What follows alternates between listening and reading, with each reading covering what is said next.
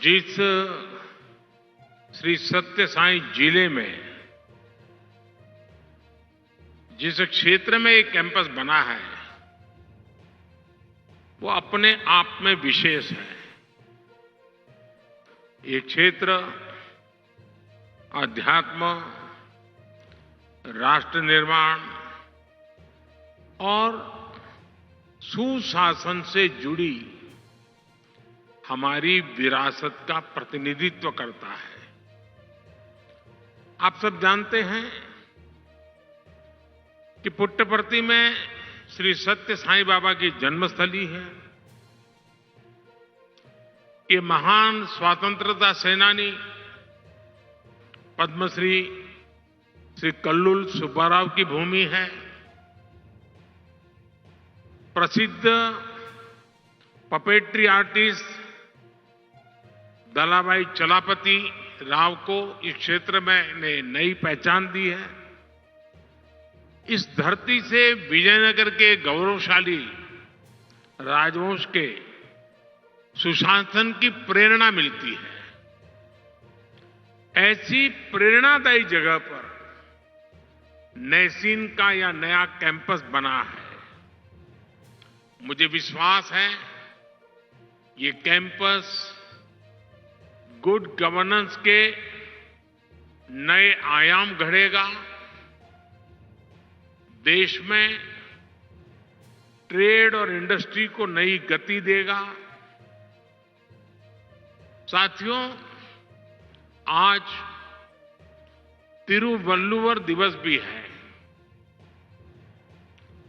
संत तिरुवल्लुवर ने कहा था, ओरू पोरुलम उल्गु पोरुलम तन तिरुपोलम वेंदन पोड़ू, यानी राजस्व के रूप में प्राप्त राजकीय कर और शत्रु से जीते हुए धन पर राजा का ही अधिकार होता है।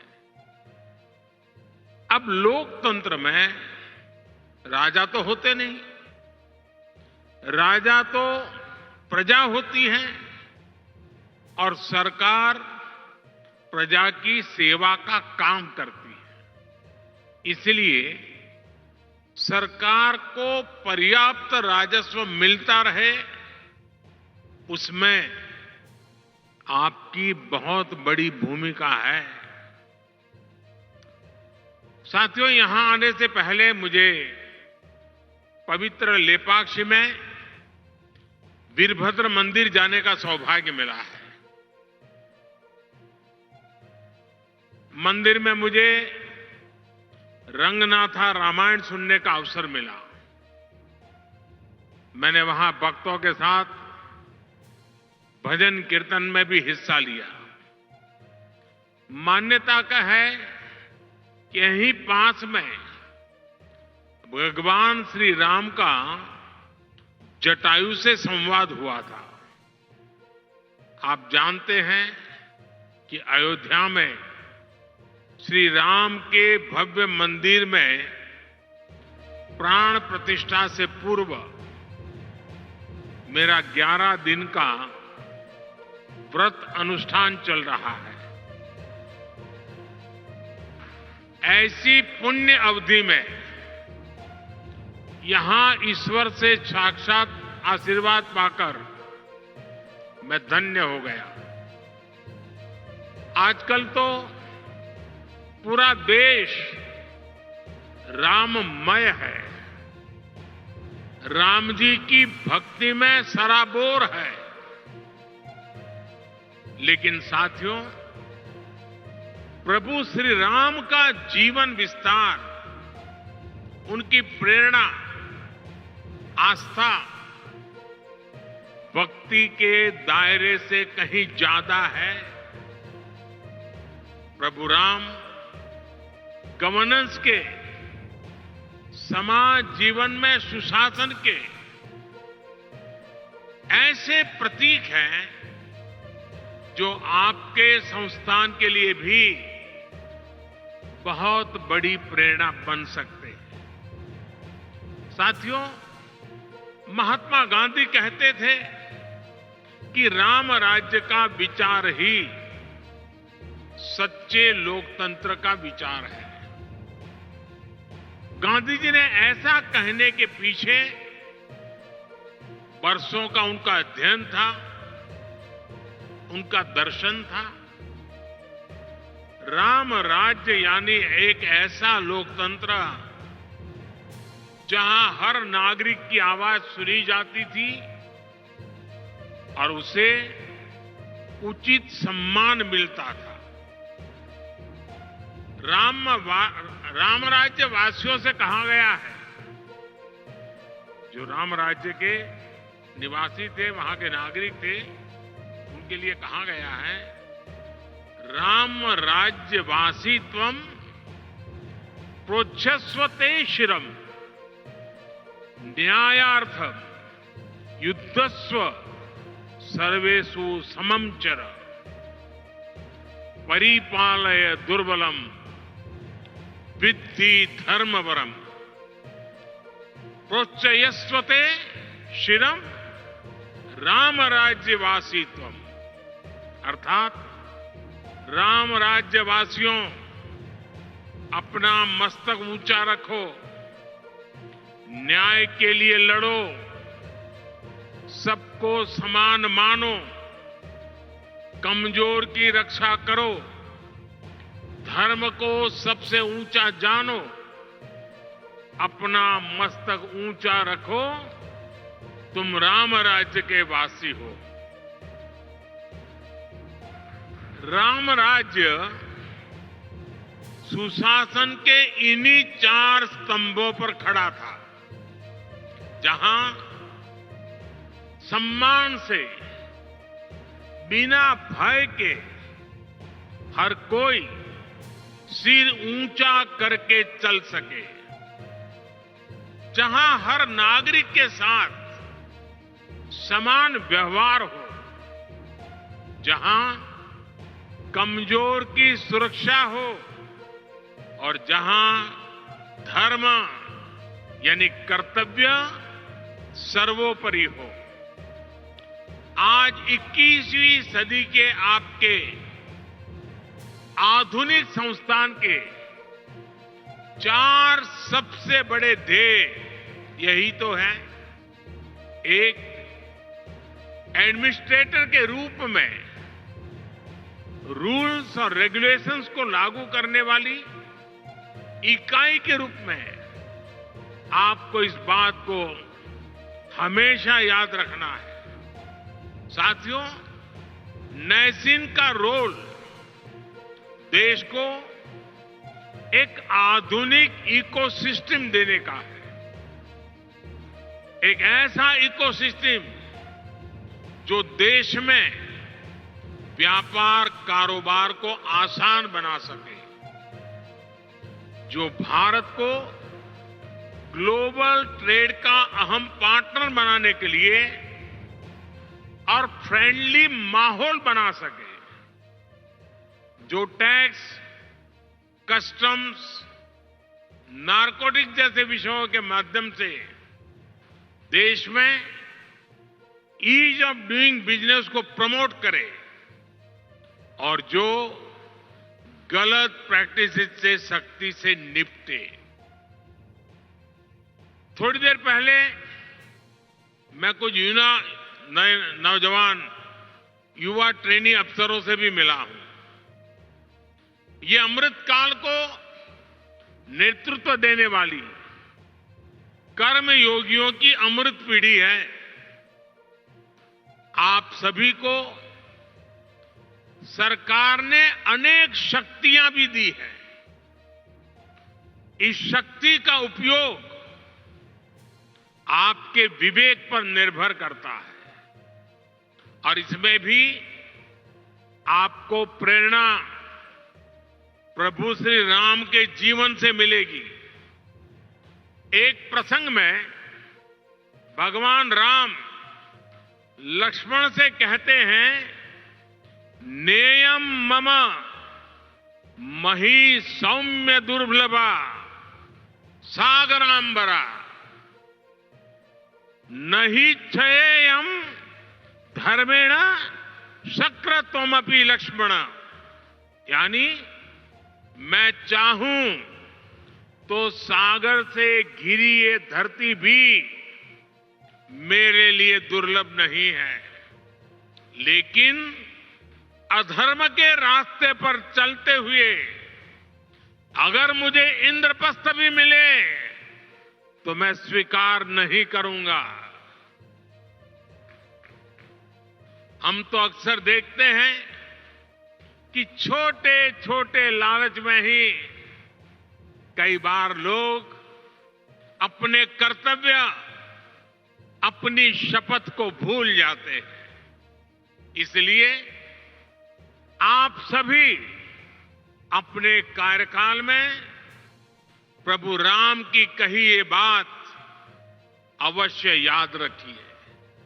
साथियों, आपका सीधा सरोकार टैक्स व्यवस्था से है। राम राज्य में टैक्स कैसे लिया जाता था, इस पर गोस्वामी तुलसीदास जी ने जो कहा है वो बहुत प्रासंगिक है।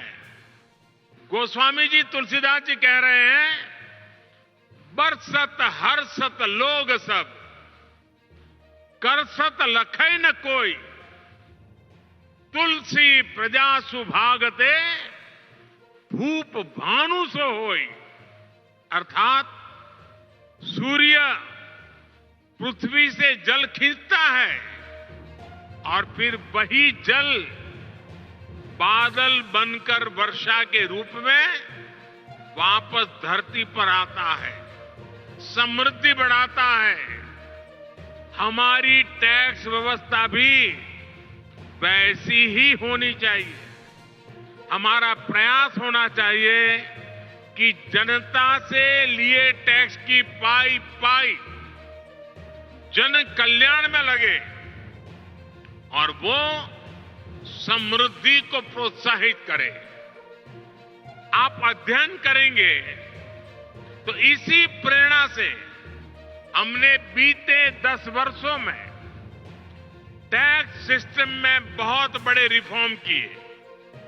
पहले देश में भांति भांति की टैक्स व्यवस्थाएं थी जो सामान्य नागरिक को जल्दी समझ में नहीं आती थी। पारदर्शिता के अभाव में ईमानदार टैक्स पेयर को, बिजनेस से जुड़े लोगों को परेशान किया जाता था। हमने जीएसटी के रूप में देश को एक आधुनिक व्यवस्था दी। सरकार ने इनकम टैक्स सिस्टम को भी आसान बनाया। हमने देश में फेसलेस टैक्स असेसमेंट सिस्टम शुरू किया। इन सारे रिफॉर्म्स के कारण आज देश में रिकॉर्ड टैक्स कलेक्शन हो रहा है। और जब सरकार का टैक्स कलेक्शन बढ़ा है तो सरकार जनता का पैसा विभिन्न योजनाओं के जरिए जनता को लौटा भी रहा है। 2014 में सिर्फ 2 लाख रुपए तक ही 2 लाख तक की इनकम पर ही टैक्स छूट थी। हमने 2 लाख से बढ़कर के सीमा 7 लाख रुपए तक पहुंचा दी।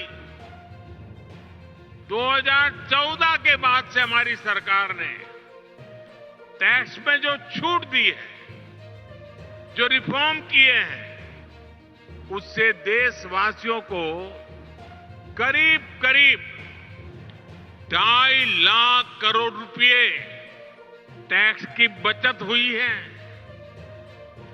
सरकार ने नागरिक कल्याण की बड़ी योजनाएं बनाई हैं। आधुनिक इंफ्रास्ट्रक्चर पर रिकॉर्ड निवेश कर रही है। और आप देखिए, आज जब देश का टैक्स पेयर ये देख रहा है कि उसके पैसे का सही इस्तेमाल हो रहा है, वो भी आगे बढ़कर टैक्स देने को तैयार हुआ है। इसलिए बीते वर्षों में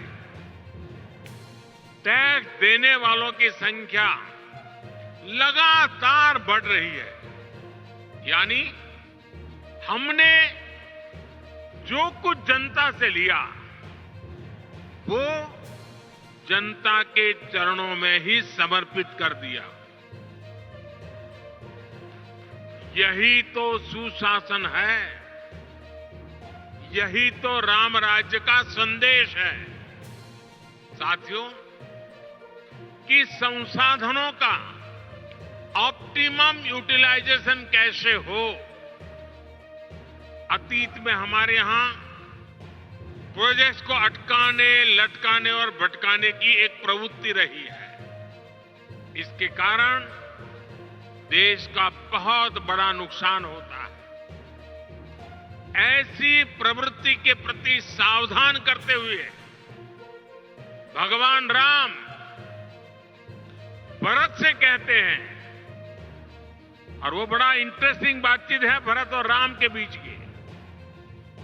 राम भरत से कहते हैं, कच्चिदर्थम विनिश्चित्य लघु मूलम महोदयम क्षिप्र भार भसे कर तुम न दीर्घयसी राघव। अर्थात मुझे विश्वास है कि तुम ऐसे कामों को बिना समय गंवाए पूरे करते हो जिनमें लागत कम और उसके लाभ अधिक है। बीते 10 वर्षों में हमारी सरकार ने भी लागत का ध्यान रखा है और योजनाओं को समय पर पूरा करने पर जोर दिया है। साथियों, गोस्वामी तुलसीदास जी कहते हैं, माली भानु किसान सम, माली भानु किसान सम नीति निपुण नरपाल, प्रजा भाग बस होहिंगे कब हूं कलिकाल। यानी सरकार में माली, सूर्य और किसान जैसे गुण होने चाहिए। माली कमजोर पौधों को सहारा देता है, उसका पोषण करता है, उसके हक के पोषण को लूटने वाले को हटाता है। वैसे ही सरकार को, सिस्टम को गरीब से गरीब का संबल बनना चाहिए, उन्हें सशक्त करना चाहिए। सूर्य भी अंधेरे का नाश करता है, वातावरण की शुद्धि करता है और बारिश में मदद करता है। बीते 10 वर्षों में गरीब, किसान, महिला और युवा, इन सबको हमने ज्यादा से ज्यादा सशक्त किया है। हमारी योजनाओं के केंद्र में वही लोग सर्वोपरि रहे हैं जो वंचित थे, शोषित थे, समाज के अंतिम पायदान पर खड़े थे। बीते 10 वर्षों में लगभग 10 करोड़ फर्जी नामों को हमने कागजों से बाहर किया है।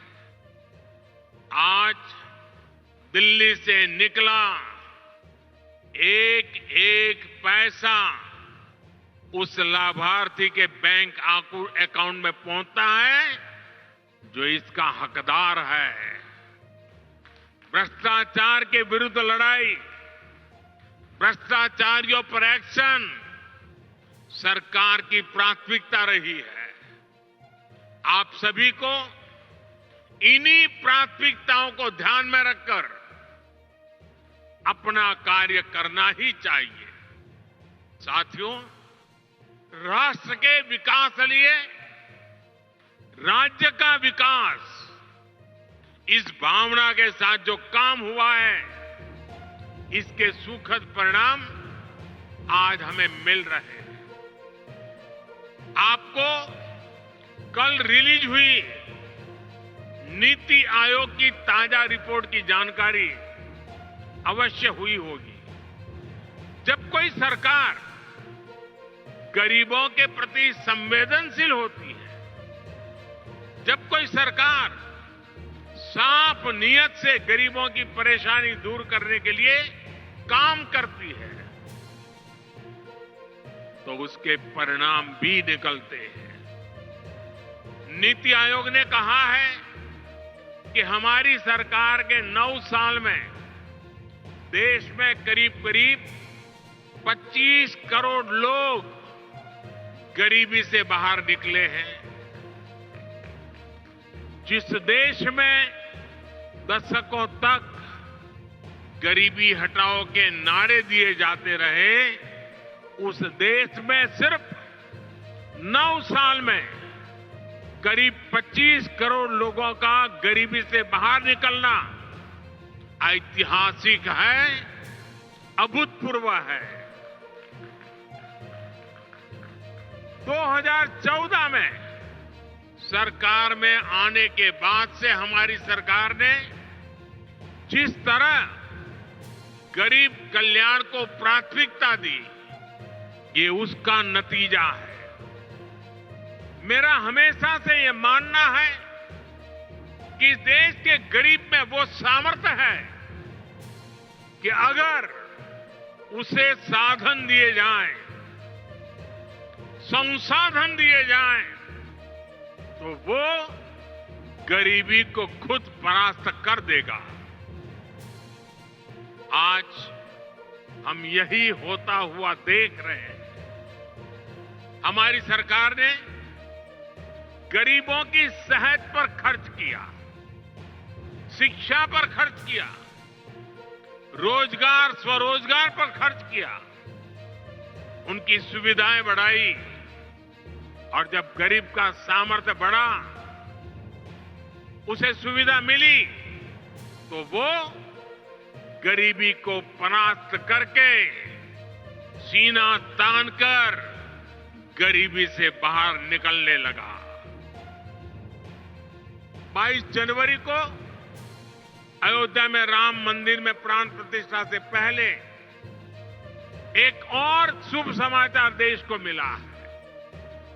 भारत में गरीबी कम हो सकती है, ये बात हर किसी को एक नए विश्वास से भरने वाली है, देश का आत्मविश्वास बढ़ाने वाली है। भारत में कम होती है गरीबी, देश में नियो मिडिल क्लास का दायरा भी लगातार बढ़ा रही है। आप इकोनॉमी की दुनिया के लोग जानते हैं कि नियो मिडिल क्लास का बढ़ता हुआ ये दायरा इकोनॉमिक एक्टिविटीज को कितना ज्यादा बढ़ाने जा रहा है। निश्चित तौर पर ऐसे में आपको नैसीन को और ज्यादा गंभीरता के साथ अपना दायित्व निभाना है।